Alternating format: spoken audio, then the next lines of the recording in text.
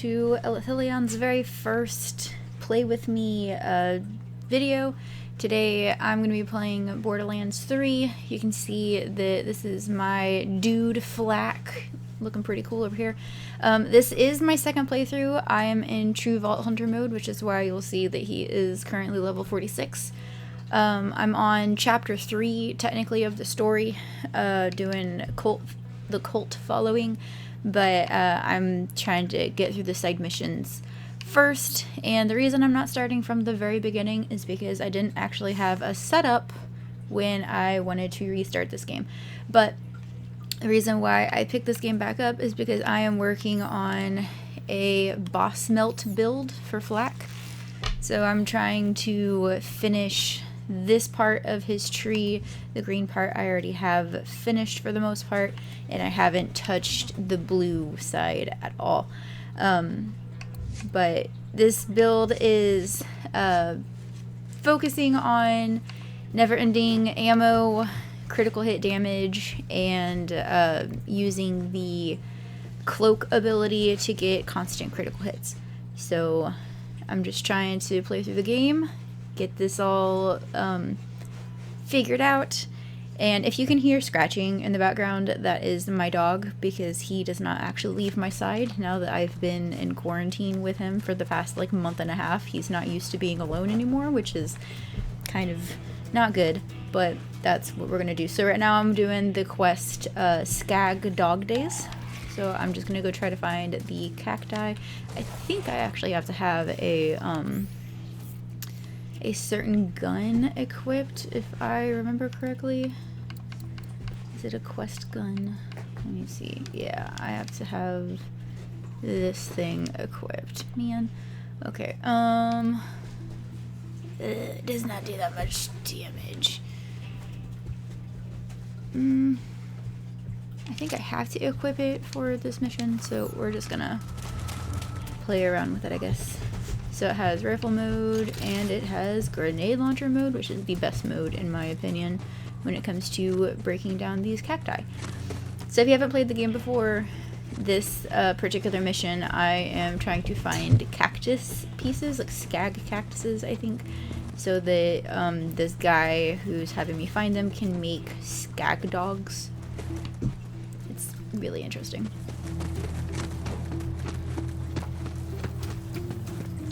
About the big suck.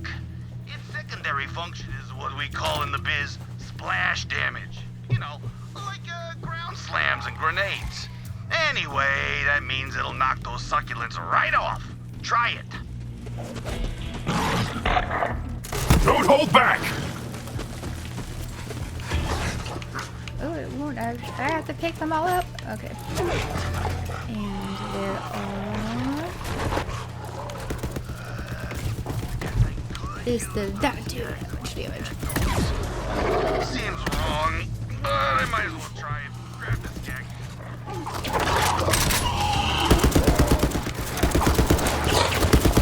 The hunt continues, but yours won't. So one thing that I find highly ironic is that you have these missions, or this one in particular, in which you're trying to harvest skags and kill skags, and all throughout the game there are a lot of different animals you can kill, but he's a beastmaster and he has a pet skag, so I don't even know. Seems kind of cruel in my opinion. Oh no! Ah! You'll also notice I'm not the best at playing video games, but I do enjoy them, so I am a firm believer that if you enjoy doing something, just go ahead and do it. I have like a million different hobbies under my belt, as well as my own career in the teaching business. What's over here? I already picked everything up.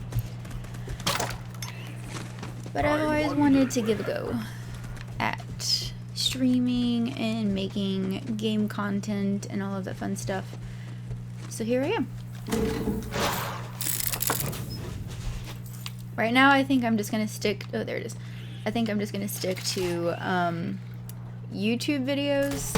I have a Twitch, but my setup in my house right now is not the best for bitrate, and the stream actually failed the first time that I tried to do it, which is fine. You have to start somewhere, right? But I won't be able to actually fix that setup until another week from now, because I think I'm going to move everything into a different part of my house. Come here. Haha. I think I'm gonna move everything to a different part of my house where I get better, not like reception. Into the fray. Actually, you know what? Why am I shooting these things away? That does so much damage. 2 ammo per shot, and I have to reload after each time. It could be better. But like I was saying, I have to move everything into a different part of my house so that I can actually have a line into my my internet box, my Ethernet box, because right now I'm running everything wirelessly, and it works fine for just, you know, me playing, but it does not actually work very well for stream. It doesn't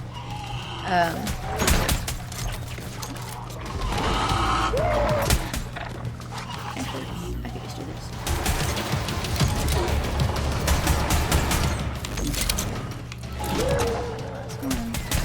Yeah, you are. Alright. But I really do want to get into the streaming community and not just be a floater on YouTube. Alright, one thing about this mission that is kind of frustrating is that if you look at the mini-map, it has all of the different objective diamonds, but I've already completed those areas. So whenever you get around to playing this mission, if you haven't played this game yet, which you should because it's fantastic. There's always an alpha. Okay, so I have...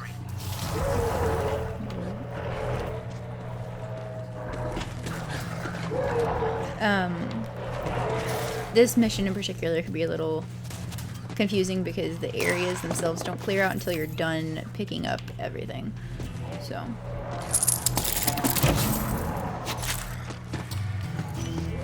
And also, if you guys can hear running water in the background, I am sitting next to a really big fish tank, and I'm using a very sensitive mic, so we're just gonna see how this goes. Oh, I remember this. That did nothing.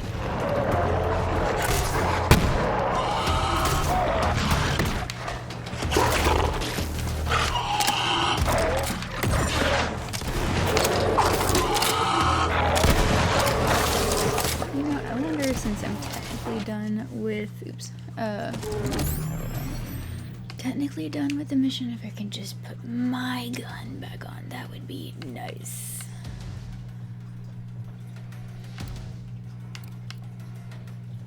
There we go.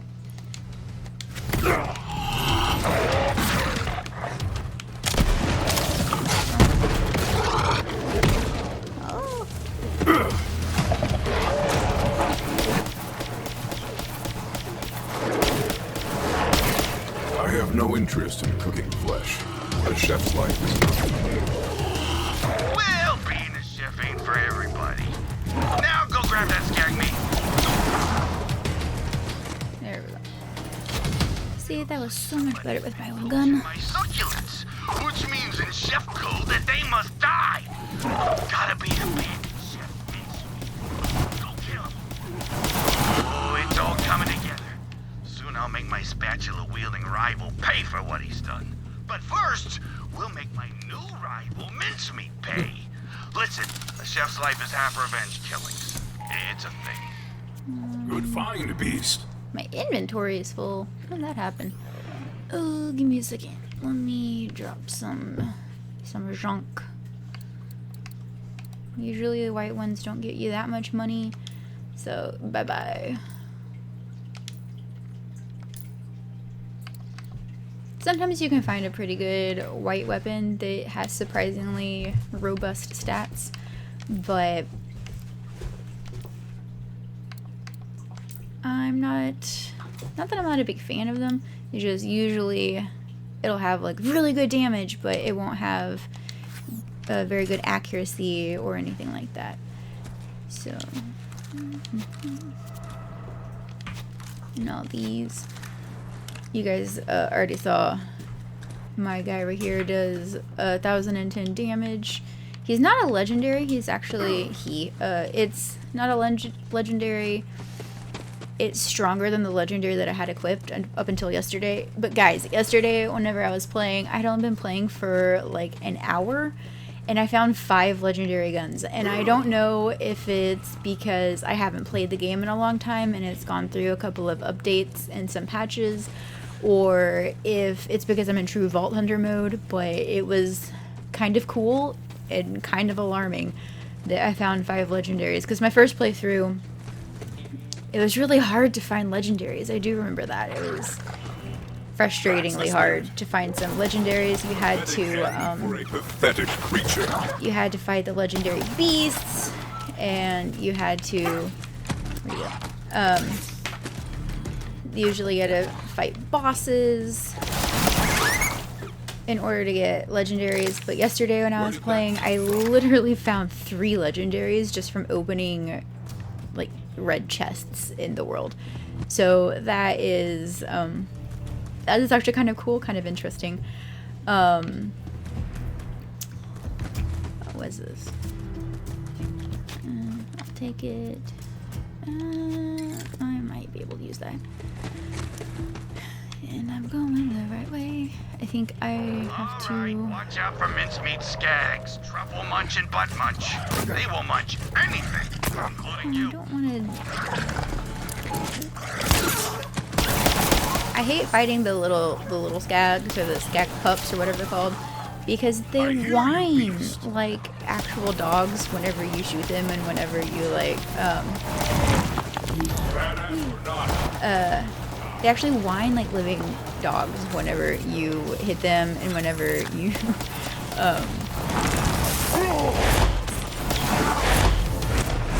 kill them, shoot them, things like that.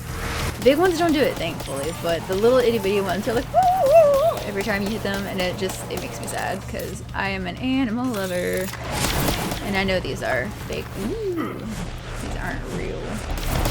I don't remember this guy being this big. I have prepared Chef mincemeat for his final. And there's another one over here. Grab their meat, but the skag dogs will still seem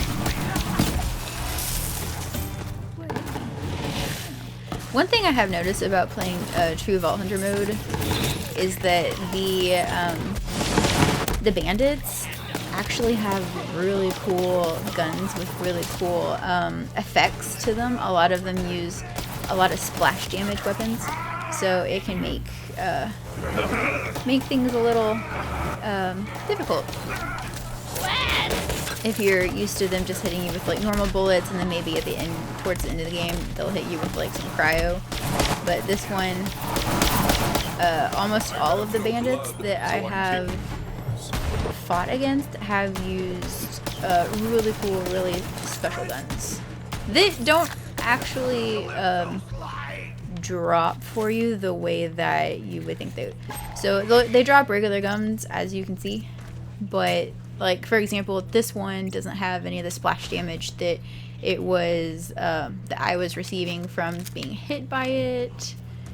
Like they're all fantastic guns that they're dropping, but like not that I'm bashing the guns or anything.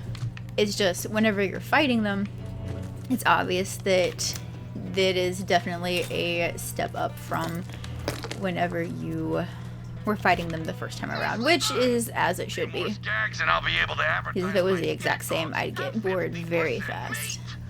Drop the ingredients that's off cool. and you get paid. I just go and spawn a healing pool for several seconds. A handy trick. I might.